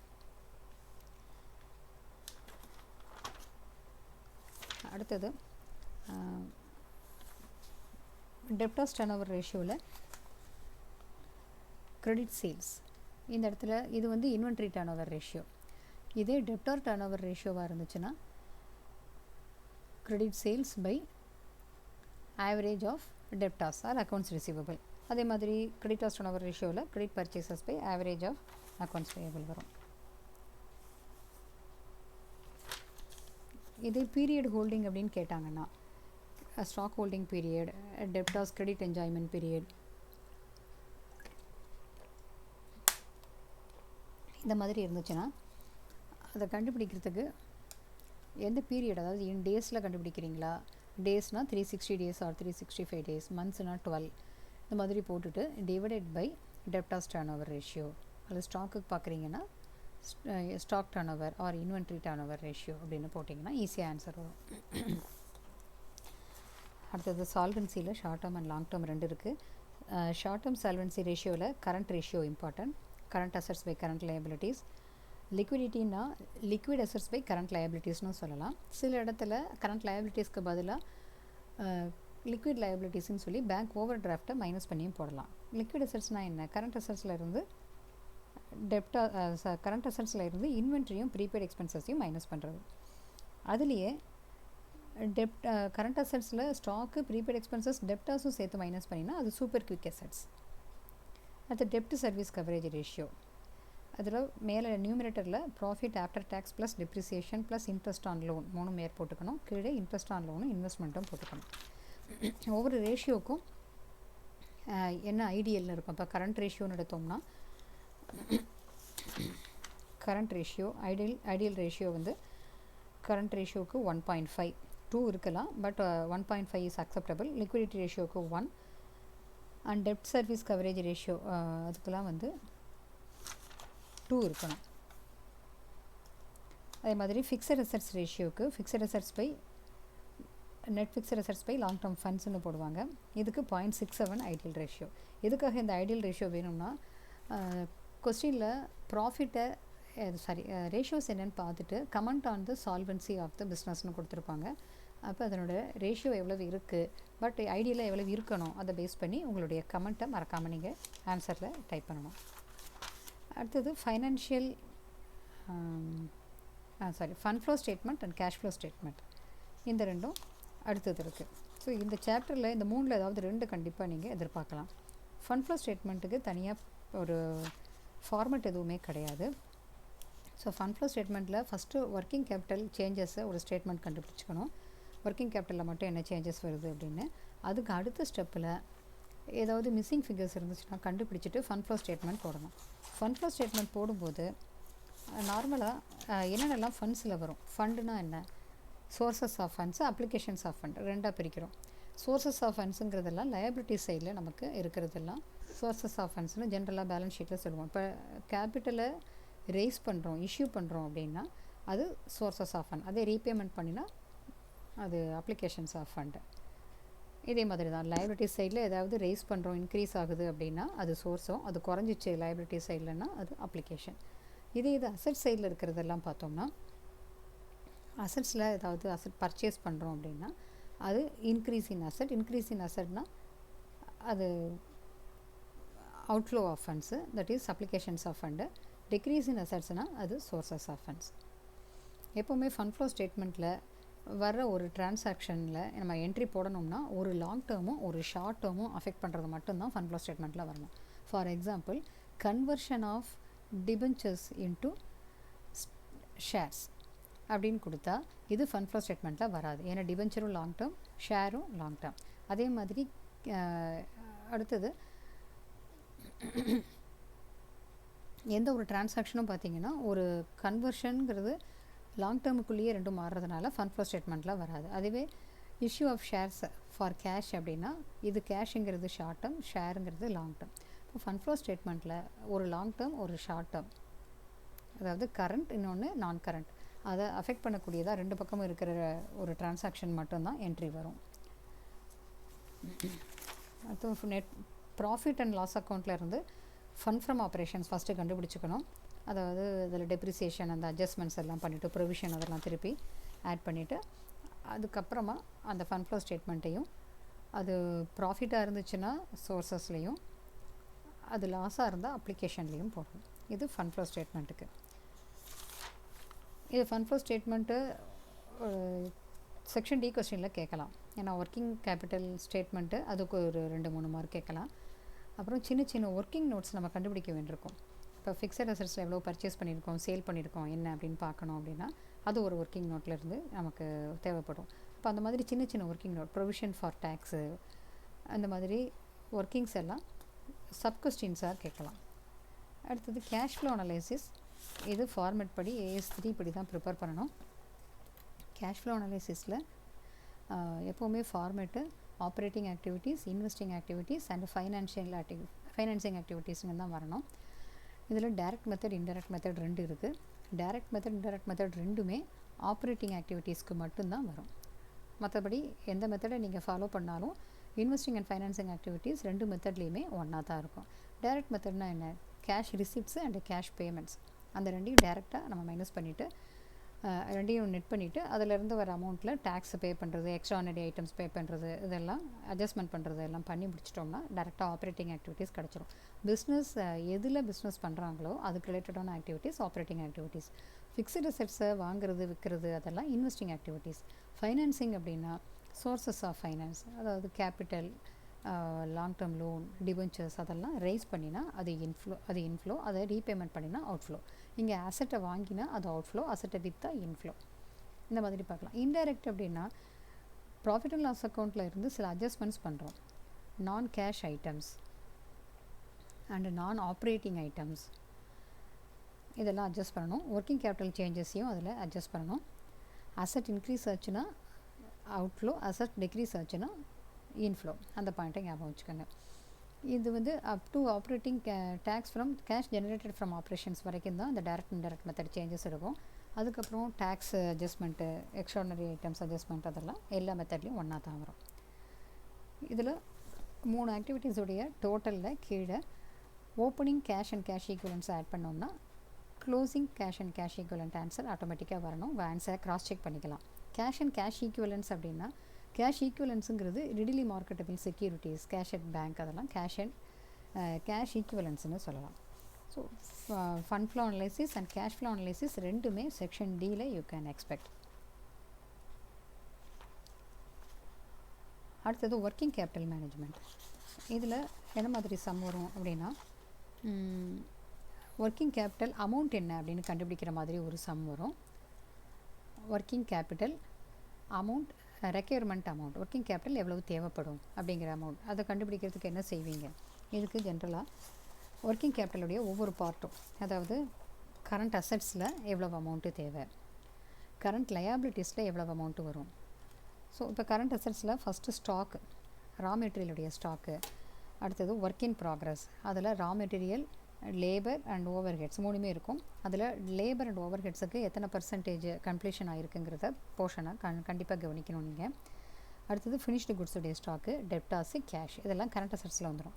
அடுத்து கரண்ட் லயபிலிட்டிஸில் creditors for raw material and other expenses, அதை போட்டுட்டோம்னா நெட் ஒர்க்கிங் கேபிட்டல் எவ்வளவு அமௌண்ட்டுன்னு தெரிஞ்சிடும். இந்த மாதிரி ஒர்க்கிங் கேபிட்டல் அமௌண்ட் என்னென்னு கண்டுபிடிக்கிறதுக்கு சமம் வரலாம். அல்லது operating cycle number of days கேட்கலாம். இந்த நம்பர் ஆஃப் டேஸுக்கு தான் நம்ம ரேஷியோ அனலைசிஸில் ஒரு ஃபார்முலா சொன்னேன். என்ன பீரியடுங்கிறத மேலே போட்டுட்டு டெப்டார் டர்ன் ஓவர் ரேஷியோ போடலாம். அது சிம்பிளாக இருக்கும். அப்படி இல்லை இன் வீக்ஸ் கேட்டிருந்தா கூட டிவைடட் பை 52 வீக்ஸ் இன்ட்டு எவ்வளோ வீக்ஸ் அது ஸ்டாக் இருக்குது அதை மல்டிப்ளை பண்ணியும் போடலாம். இதில் டாண்டன் கமிட்டி ரிப்போர்ட் ஒன்று பார்த்துக்கோங்க. Working capital financing from bank amount கொடுக்கணும் அப்படின்னா, ஃபைனான்ஸை பண்ணணும் ஒர்க்கிங் கேபிட்டலுக்காக அப்படின்னா அந்த டாண்டன் கமிட்டி சொல்லியிருக்கிற ரூல்ஸ் படி தான் இருக்கணும். அதில் 3 மெத்தட் இருக்கும். ஃபஸ்ட்டு மெத்தடில் ஒர்க்கிங் கேபிட்டல் கேப்பில் 75%, ஒர்க்கிங் கேபிட்டல் கேப்னா என்ன, current assets minus current liabilities, அதில் 75% பேங்க்கில் பாரோ பண்ணிக்க முடியும். ஒருவேளை பேங்க் பாரோயிங்ஸ் இதோட எக்ஸஸாக இருந்துச்சுன்னா அந்த 75% ஆஃப் ஒர்க்கிங் கேபிட்டல் கேப்பை தவிர எக்ஸஸாக இருக்கிறத லாங் டேர்ம் ஃபண்ட்ஸாக மாற்றிக்கணும், லாங் டேர்ம் லோனாக மாற்றிக்கணும். மெத்தட் 2ல் கரண்ட் அசட்ஸில் மட்டும் 75%, மீதி அதுக்கப்புறமா மைனஸ் கரண்ட் லயபிலிட்டிஸ், இந்த அமௌண்ட்டை பேங்க் ஃபைனான்ஸை பண்ணலாம்.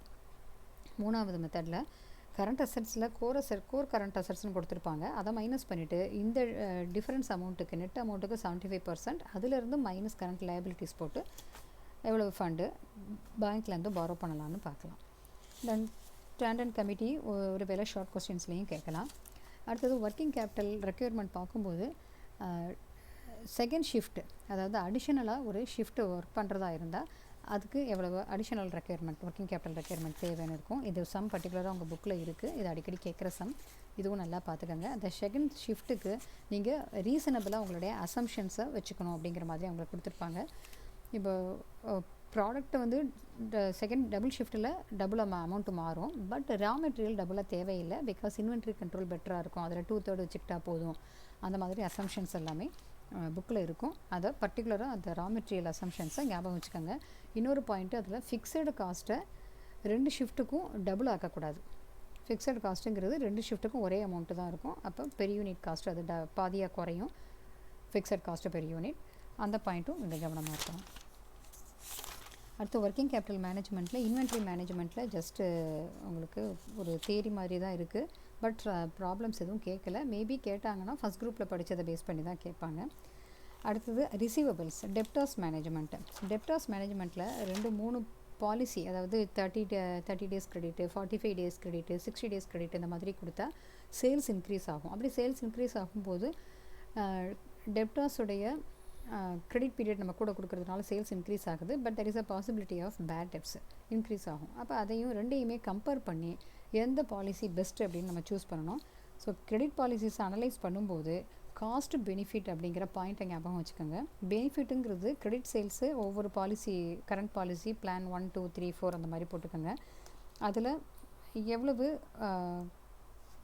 கிரெடிட், அதாவது இப்போ நமக்கு கிடச்சிக்கிட்டு இருக்கிற கான்ட்ரிபியூஷன் என்ன, ப்ராஃபிட் என்ன, அதோட டெப்டார்ஸில் இப்போ நமக்கு டெப்டார்ஸில் எவ்வளோ இன்வெஸ்ட் பண்ணியிருக்கோம், அது காஸ்ட் ஆஃப் சேல்ஸ் ஜென்ரலாக எடுத்துக்கணும். ஒருவேளை காஸ்ட் ஆஃப் சேல்ஸ் இல்லை அப்படின்னு சொன்னால் சேல்ஸ் எடுத்துக்கலாம். காஸ்ட் ஆஃப் சேல்ஸில் எவ்வளவு investment, credit period by 12 months அந்த மாதிரி போடணும். இதில் பேட் டெப்ஸ் எத்தனை பாசிபிலிட்டி அப்படிங்கிறது காஸ்ட்டு. அண்ட் அடிஷ்னலாக கலெக்ஷன் எக்ஸ்பென்சஸ், அமௌண்ட்டு கலெக்ட் பண்ணுறது டெப்டார்ஸ்லேருந்து கலெக்ஷன் எக்ஸ்பென்சஸ் அதெல்லாம் இருந்துச்சுன்னா அதுவுமே காஸ்ட்டில் சேர்த்துக்கணும். பெனிஃபிட்டுங்கிறது இன்க்ரீஸ் இன் கான்ட்ரிபியூஷன். இந்த ரெண்டையும் கம்பேர் பண்ணி எந்த பாலிசியில் நமக்கு நிறையா பெனிஃபிட் இருக்கோ அதை சூஸ் பண்ணணும். இதில் அப்ரைசல் ஆஃப் கிரெடிட் பாலிசியில் ஒரு பர்டிகுலர் பாயிண்ட் கொடுத்துருப்பாங்க. அது சில ஸ்டூடெண்ட்ஸ் வந்து அது புரியலை அப்படிங்கிற மாதிரி நினைப்பீங்க. அது ரொம்ப சிம்பிள் தான். அதாவது 2/10 நெட் 45 அப்படின்னு கொடுத்துருப்பாங்க. இது என்ன அர்த்தம்னா 45 டேஸுங்கிறது அவங்களுடைய கிரெடிட் பீரியட். 45 டேஸில் பே பண்ணலாம். பட் 10 நாளைக்குள்ளே பே பண்ணிட்டாங்கன்னா அவங்களுக்கு 2% டிஸ்கவுண்ட் கிடைக்கும். அப்போ இந்த பாயிண்ட்டை, இந்த மாதிரி சம் இருந்துச்சுன்னா அந்த 2% டிஸ்கவுண்ட் அவைல் பண்ணுற மாதிரி 10 நாளைக்குள்ள யார் பே பண்ணுறாங்களோ அவங்களுக்கு 2% டிஸ்கவுண்ட் கொடுக்கணும். ஸோ அந்த பாயிண்ட்டையும் நம்ம கேல்குலேஷனில் கன்சிடர் பண்ணிக்கிறோம். இந்த பாயிண்ட்டும் ரொம்ப இம்பார்ட்டன்ட். அடுத்து கேஷ் மேனேஜ்மெண்ட்டில் நமக்கு 3 மெத்தட் இருக்குது. இன்வென்ட்ரி மாடல் ஒன்று, இன்வென்ட்ரி மாடல் அல்லது Baumol model. It is similar to EOQ model, √2AO/C இந்த formula. Stochastic model or Miller Orr model அப்படின்னா இங்கே ஒரு க்யூப் ரூட் எடுத்து வச்சு நம்ம ஃபார்முலா கண்டுபிடிக்கிற மாதிரி இருக்கும். க்யூப் ரூட் ஆஃப் 3TV/4iன்னு இருக்கும். Tங்கிறது transaction cost or fixed cost, Vங்கிறது வேரியபிள் காஸ்ட், Iங்கிறது இன்ட்ரெஸ்ட் பெர் ஆனம். இன்னொன்று ப்ராபபிலிட்டி மாடல். 3 மாடல் இருக்குது. நெக்ஸ்ட் சாப்டர்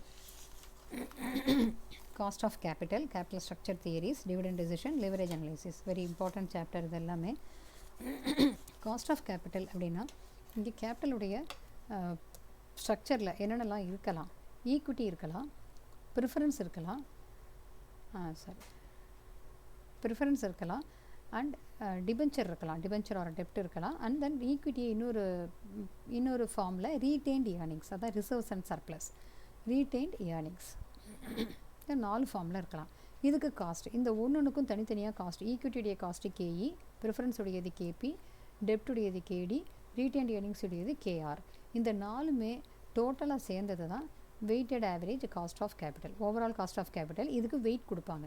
இப்போ டோட்டலாக இது எல்லாமே சேர்த்து என்ன டோட்டல் இருக்கோ இந்த டோட்டலில் ஈக்விட்டியுடைய, இப்போ இது சப்போஸ் இது 100 இருக்குதுன்னு வச்சுப்போம், ஈக்விட்டி 30% இருக்குது, ப்ரிஃபரன்ஸு ஒரு 20% இருக்குது, டெப்ட் ஒரு 30% இருக்குது, ரீடெயின்ட் ஏர்னிங் 20% இருக்குன்னா இதுதான் வெயிட்டு. 100% இந்த டோட்டலுக்கு இது 30 அந்த மாதிரி. அப்போ இந்த KEயோட இந்த பர்சன்டேஜை மல்டிப்ளை பண்ணினா KE into weight of equity, KP into weight of preference, இது எல்லாத்தையும் டோட்டலாக சம் பண்ணினா அதுதான் weighted average cost of capital. இந்த வேல்யூக்கு நமக்கு புக் வேல்யூவும் எடுத்துக்கலாம், மார்க்கெட் வேல்யூவும் எடுத்துக்கலாம். ரெண்டு மெத்தட்லேயுமே சம் கேட்கலாம். அடுத்தது அந்த ஃபார்முலாஸ் எல்லாம் ரொம்ப இம்பார்ட்டண்ட். ரிடீமபிள் ப்ரிஃபரன்ஸ், இர்ரிடீமபிள் ப்ரிஃபரன்ஸ், அதே மாதிரி ரிடீமபிள் டெப்ட், இர்ரிடீமபிள் டெப்ட். இந்த formulas very very important. Cost of டெப்ட்டில் இர்ரிடீமபிள் டெப்ட் அப்படின்னா அங்கே இன்ட்ரெஸ்ட் பை நெட் ப்ராசீட்ஸ். நெட் ப்ராசீட்ஸ்னால் அதில் ஃப்ளோட்டேஷன் காஸ்ட், அதாவது மைனஸ் பண்ணிவிட்டு இஷ்யூ ப்ரைஸில் ஃப்ளோட்டேஷன் காஸ்ட்டும் மைனஸ் பண்ணி வருது. டெப்ட்டில் எப்போவுமே 1 மைனஸ் டி போடணும். இன்ட்ரெஸ்ட் பை நெட் ப்ராசீட்ஸ் ப்ராக்கெட்டில் 1 மைனஸ் டி. டேக்ஸ் பெனிஃபிட் டெப்ட்டுக்கு இருக்குங்கிறதுனால அதை எடுத்துக்கணும். இதே ரெடிமபிள் டெப்டாக இருந்துச்சு அப்படின்னா இன்ட்ரெஸ்ட் 1 மைனஸ் டி ப்ளஸ்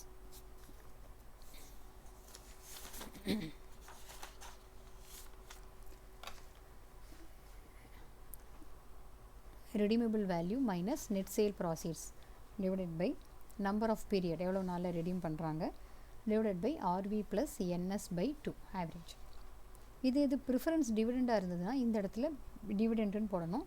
அங்கே 1 மைனஸ் டி வராது. ப்ரிஃபரன்ஸ் டிவிடெண்ட்டுடைய டேக்ஸ் கொடுத்துருந்தாங்கன்னா டிவிடெண்ட் டேக்ஸு 1 ப்ளஸ் டிடி வரும் ரெடிமபிள் ப்ரிஃபரன்ஸ் டிவிடெண்ட்டுக்கு. இதே இரிடிமபிள் ப்ரிஃபரன்ஸாக இருந்தது அப்படின்னா இங்கே ஐ பை என்பிக்கு பதிலாக ப்ரிஃபரன்ஸ் டிவிடெண்ட் பை நெட் ப்ராசீட்ஸ்னு வரும்.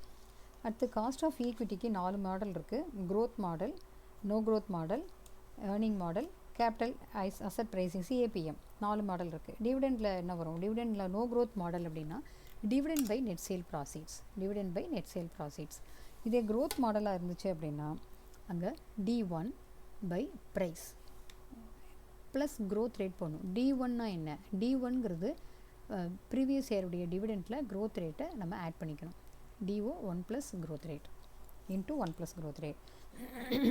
ஏர்னிங் மாடலில் earnings per share, profit available for shareholders divided by number of shares, இதான் EPS பை NS. இது ஏர்னிங்ஸ் மாடல். CAPM மாடலில் cost of equity is equal to risk free return plus beta coefficient சம்லே கொடுத்துருவாங்க and risk premium. Risk ப்ரீமியம்னா என்ன? Risk market portfolio risk minus risk free return. இந்த ரெண்டுக்கும் return at market portfolio minus risk free return, இது ரெண்டுக்குள்ள டிஃபரன்ஸும் into beta.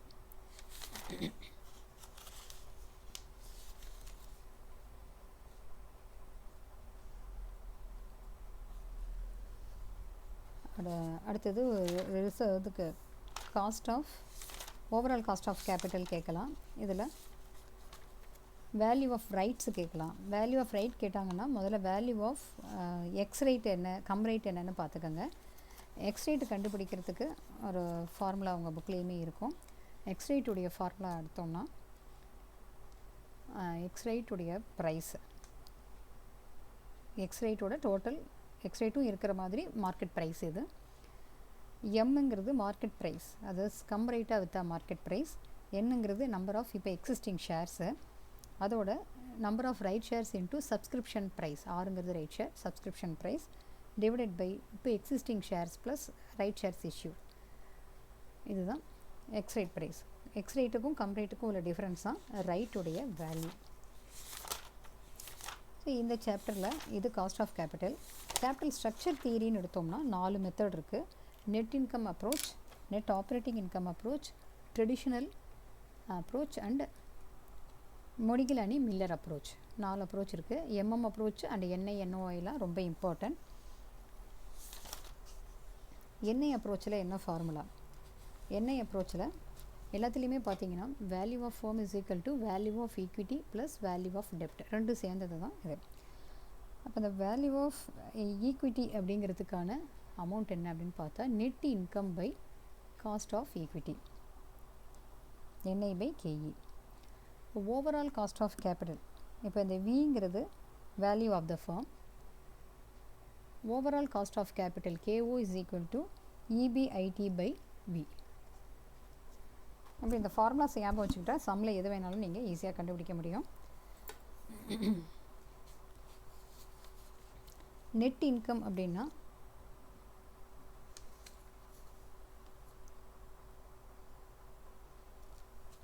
Net income அப்படின்னா NI is equal to net operating income minus interest, அதான் இது.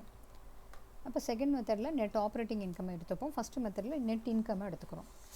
அடுத்தது எம்எம் அப்ரோச்சில்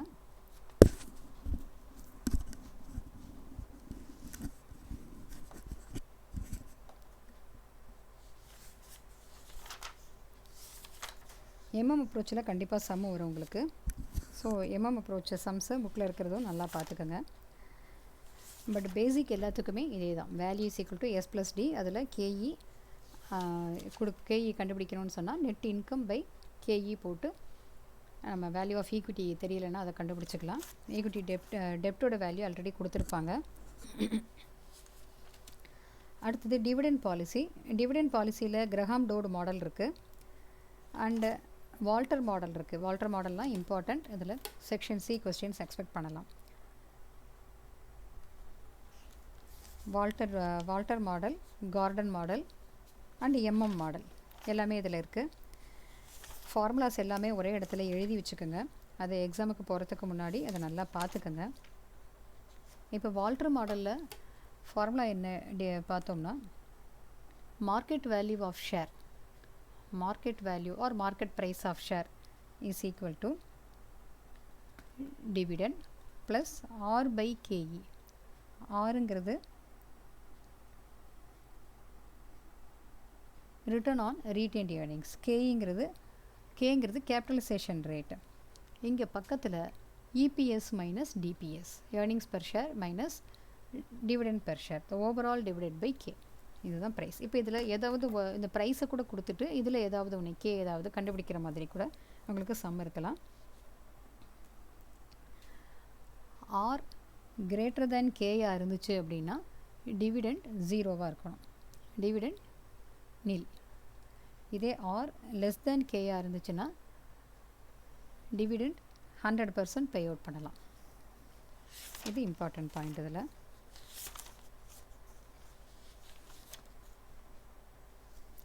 கார்டன் இது வந்து வால்டர் மாடல். கார்டன் மாடலுடைய formula price is equal to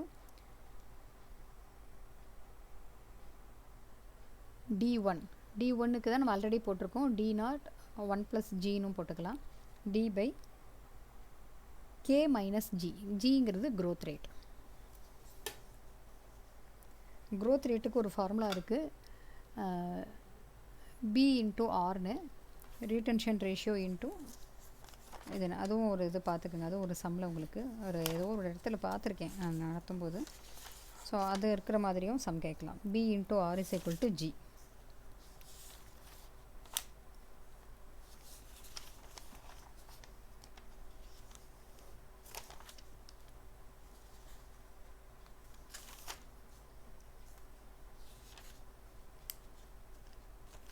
ரொம்ப இம்பார்ட்டன்ட் பாயிண்ட் ஒன்று நம்ம சொல்லணும். இப்போ சப்போஸ் உங்களுக்கு ப்ரைஸ் ஏர்னிங் ரேஷியோ கொடுத்துருக்காங்க. ப்ரைஸ் ஏர்னிங் ரேஷியோ அப்படின்னா மேலே வந்து market price per share, EPS கீழே வந்து ஏர்னிங்ஸ் பெர் ஷேர், இதுதான் ப்ரைஸ் ஏர்னிங் ரேஷியோ.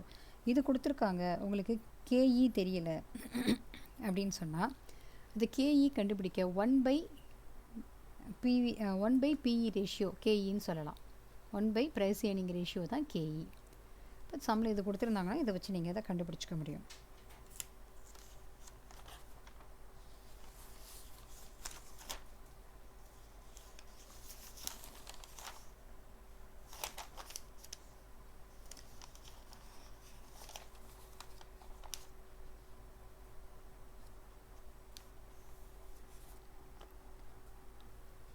அந்த growth rate is equal to B into R.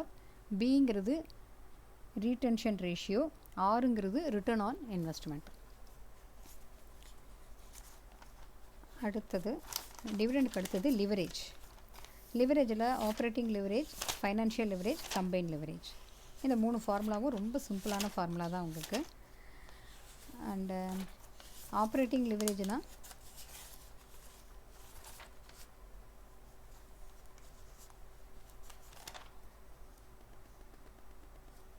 contribution by operating leverage, contribution by EBIT.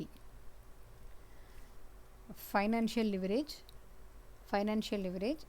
EBIT by EBT. EBT னா அதில் இன்ட்ரெஸ்ட்டை minus பண்ணியிருக்கோம் இபிஐடியில், பிபிஐடின்னு சொல்லலாம். கம்பைன்டு லிவரேஜ், இது ஃபைனான்ஷியல் லிவரேஜ். கம்பைன்டு லிவரேஜ்னால் இந்த ரெண்டும் மல்டிப்ளை பண்ணணும். So contribution by EBT. அடுத்தது இபிஐடி இபிஎஸ் இன்டிஃபரன்ஸ் பாயிண்ட், இதுவும் இம்பார்ட்டண்ட். எந்த பாயிண்டில் இபிஐடி அதாவது கேபிட்டல் ஸ்ட்ரக்சர் வேறு வேறையாக இருந்தால் கூட இன்டிஃபரன்ஸாக இருக்கும் இபிஎஸ், ஏர்னிங்ஸ் பெர் ஷேர் அப்படிங்கிறது. அந்த point EPIT EPS indifference level அப்படின்னு சொல்லுவாங்க. அதில் ஒரு சம் உங்கள் புக்கில் இருக்குது. ஸோ அதை நல்லா பார்த்துக்கோங்க. அது என்ன அப்படிங்கிற பாயிண்ட்டு ஒருவேளை ஒரு சின்ன கொஸ்டினாக கூட கேட்கலாம். எப்போ இபிஐடி அண்ட் இபிஎஸ் இது ரெண்டும் இன்டிஃபரன்ஸ் பாயிண்ட்டை இன்டர்பிரிட்டேஷன் பண்ணுங்கள் அப்படின்னு சொல்லி கேட்கலாம். ஏன்னா 100% ஈக்விட்டியோ அல்லது 100% டெப்டாவோ அல்லது ரெண்டுமே ப்ரிஃபரன்ஸ் ஈக்விட்டி டெப்ட் எல்லாம் கலந்து இருக்கிற ஒரு கேபிட்டல் ஸ்ட்ரக்சராக இருந்தால் கூட ஒரு பர்டிகுலர் பாயிண்ட் ஆஃப் ஏர்னிங்ஸில் இபிஐடியில் இபிஎஸ் சேமாக இருக்கும் எல்லாத்துலேயும். அதுக்கு பேர் தான் indifference point of EBIT EBT. அப்போ அந்த இன்டிஃபரன்ஸ் பாயிண்ட்டுக்கு கீழே, இன்டிஃபரன்ஸ் பாயிண்ட்டுக்கு EBIT below indifference point. EBIT is less than indifference point அப்படின்னு சொன்னால் அங்கே ஆப்ஷன் வந்து லோயர் டெப்ட் இருந்தால் பெட்டராக இருக்கும். அது EBITயும் ஈக்குவலாக இருக்குது, இன்டிஃபரன்ஸ் பாயிண்ட்டுக்கு ஈக்குவலாகவே EBIT இருந்ததுன்னா எதை வேணாலும் நீ சூஸ் பண்ணிக்கலாம், டெப்ட் அல்லது ஈக்விட்டி. EBIT எபவ் இன்டிஃபரன்ஸ் லெவலில் இருந்ததுன்னா அந்த இடத்துல ஹையர் டெப்ட்டுக்கு நீங்கள் போகலாம். இன்ட்ரெஸ்ட் பர்டன் நிறையா இருந்தாலும் அங்கே ப்ராஃபிட் இருக்குது.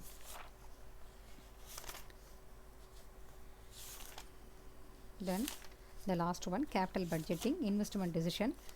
இதில் theoretical method இருக்குது அண்ட் evaluation மெத்தடில் traditional methods and discounting cash methods ரெண்டு இருக்குது. இதில் ஒவ்வொரு மெத்தட்லேயும் ஒரு இம்பார்ட்டன்ட் பாயிண்ட்ஸ் நம்ம நோட் பண்ணிக்கிட்டே வரணும். ஃபஸ்ட்டு ட்ரெடிஷ்னல் மெத்தடில் பேபேக் பீரியடும் ஏஆர்ஆரும். இப்போ நம்ம பார்க்குறது last heading capital budgeting.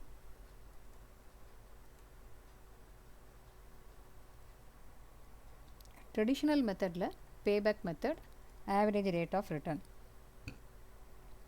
Time adjusted அது டிஸ்கவுண்டட் கேஷ் ஃப்ளோ டெக்னிக்கில் net present value, profitability index, internal rate of return, modified internal rate of return, discounted payback period. இவ்வளோதான். இதில் பேபேக்குங்கிறதுல எவ்வளவு இனிஷியல் இன்வெஸ்ட்மெண்ட்டோ அது ஆனுவல் கேஷ் ஃப்ளோ ஈவனாக இருந்ததுன்னா அதால் டிவைட் பண்ணிடலாம். Every year annual cash flow வேறு வேறையாக இருந்ததுன்னா அதை ஃபஸ்ட்டு குமுலேட்டிவ் பண்ணிவிட்டு எந்த பீரியடில், அதாவது இன் மந்த்ஸாக கூட இருக்கும், அதை கால்குலேஷன் பண்ணணும் பேபேக் பீரியட் எவ்வளவுன்னு.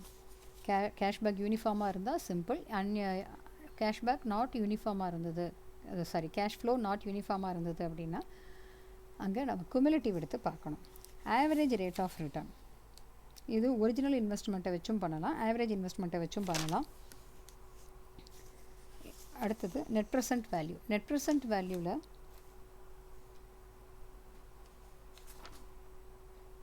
பேபேக் பீரியடில் அதாவது ரெண்டு ப்ராஜெக்டில் பேபேக் பீரியடை பார்த்தோம்னா பேபேக் பீரியட் எது இயர்லியராக இருக்கோ அந்த ப்ராஜெக்டை சூஸ் பண்ணணும்.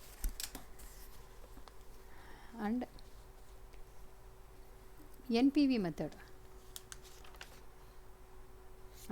அக்செப்டன்ஸ் ரூல் ஃபார் பேபேக் பார்த்தோம். ஏஆர்ஆருக்கு அக்செப்டன்ஸ் ரூல் எது highest rate of return over the minimum rate of ரிட்டர்னோ அதை அக்செப்ட் பண்ணிக்கலாம்.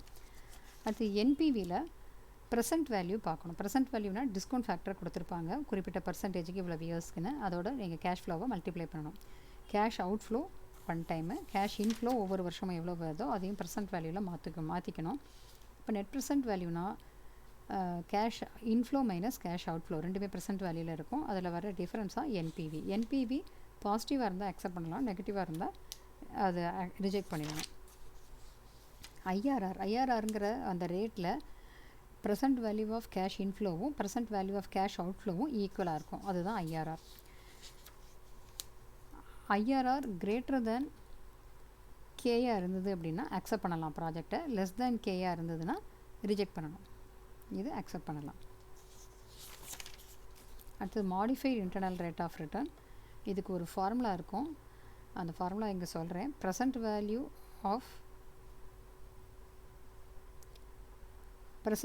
Of cost is equal to future value divided by, இப்போ ஃபியூச்சர் வேல்யூங்கிறது ஃபஸ்ட்டு நம்ம அதை இது ஃபியூச்சர் வேல்யூவாக கன்வெர்ட் பண்ணுறோம், டிஸ்கவுண்ட் பண்ணாமல் ஃபியூச்சர் வேல்யூவாக பார்க்குறோம். அதுக்கு கீழே 1 + MIRR the whole power n. என்னங்கிறது நம்பர் ஆஃப் பீரியட்ஸ். இதில் MIRR வேணும்னா இந்த ஃபார்முலாவை நம்ம இங்கே கொண்டு போய் பார்க்கணும். அப்போ nth ரூட் ஆஃப் FV/PVன்னு வரும். டிஸ்கவுண்டட் பேபேக் அப்படின்னா இருக்கிற அமௌண்ட் எல்லாத்தையும் டிஸ்கவுண்ட் பண்ணி ஆனுவல் கேஷ் இன்ஃப்ளோவை டிஸ்கவுண்ட் ரேட் போட்டு மல்டிப்ளை பண்ணி பார்க்கணும். என்பிவியில் டெசிஷன் எடுக்கிற ஒரு சம்மு கண்டிப்பாக செக்ஷன் சி ஆர் செக்ஷன் டியில் நம்ம ரொம்பவே எதிர்பார்க்கலாம். இதுக்கான ஸ்டெப்ஸு மட்டும் நம்ம ரொம்ப முக்கியமாக பார்த்துருவோம். என்பிவி மெத்தடில் 2 அப்ரைசல் இருக்குன்னா அந்த ஒவ்வொரு அப்ரைசலையும் ஒவ்வொரு ப்ராஜெக்டையும் எப்படி ஸ்டெப் வைஸாக நம்ம பார்க்கணும். ஃபஸ்ட்டு ஸ்டெப்பு என்பிவியில் first step calculation of present value of cash outflow. First என்ன இன்வெஸ்ட் பண்ணியிருக்கோமோ அதுதான், அதனோட ப்ரெசண்ட் வேல்யூ பார்த்துக்கோங்க. Second step PV of annual cash inflow. Annual cash inflow. அடுத்தது தேர்ட் ஒன் டெர்மினல், கடைசியில் அது சால்வேஜ் வேல்யூ ஏதாவது வந்துச்சுன்னா அதனோட ப்ரெசண்ட் வேல்யூ ஆஃப் டெர்மினல். சமயத்தில் டெர்மினல் கேஷ் இன்ஃப்ளோ கொடுத்துருக்க மாட்டாங்க. இது கடைசியில் டெர்மினல் கேஷ் இன்ஃப்ளோ. அது சால்வேஜாக அதாவது கடைசியில் கிடச்சிச்சின்னா அது இருந்ததுன்னா அதையும் கன்சிடர் பண்ணிக்கணும், மறக்கக்கூடாது.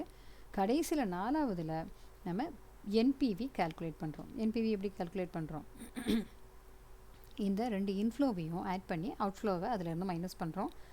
இதில் வர்ற அமௌண்ட்டு தான் என்பிவி. இது ஒவ்வொரு ப்ராஜெக்ட்டுக்கும் தனித்தனியாக கண்டுபிடிச்சிட்டு அதோட கம்பேர் பண்ணும்போது எதில் என்பிவி ஜாஸ்தியாக இருக்கோ அதை அக்செப்ட் பண்ணிக்கணும்.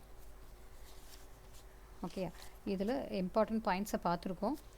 இன்னும் ஒரு சம்மில் பார்த்தீங்கன்னா உங்களுக்கு இந்த மாதிரி ஒரு சின்ன சம் இருக்கும் உங்கள் புக்கில். இந்த சாப்டரில் லாஸ்ட்டு சம்மாக இருக்கும். அதாவது வேறு மெத்தடில், அதாவது பேபேக்கு,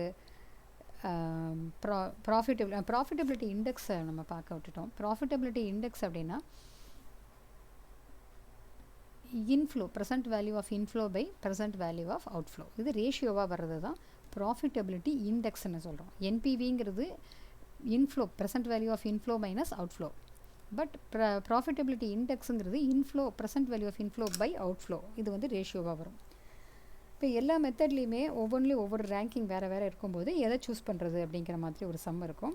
அதில் ரொம்ப இம்பார்ட்டண்ட் பாயிண்ட்டு இப்போவே கூட சொல்லிடுறேன், ஒருவேளை நீங்கள் பார்க்க முடியலனாலும். ஒரு ப்ராஜெக்டுடைய அவுட்லே, அதாவது இன்வெஸ்ட்மெண்ட் பண்ணுற அமௌண்ட் வேறையாக இருந்ததுன்னா என்பிவி இஸ் நாட் சூட்டபிள். எவாலுவேஷனுக்கு அதை எடுத்துக்கக்கூடாது, விட்டுறணும்.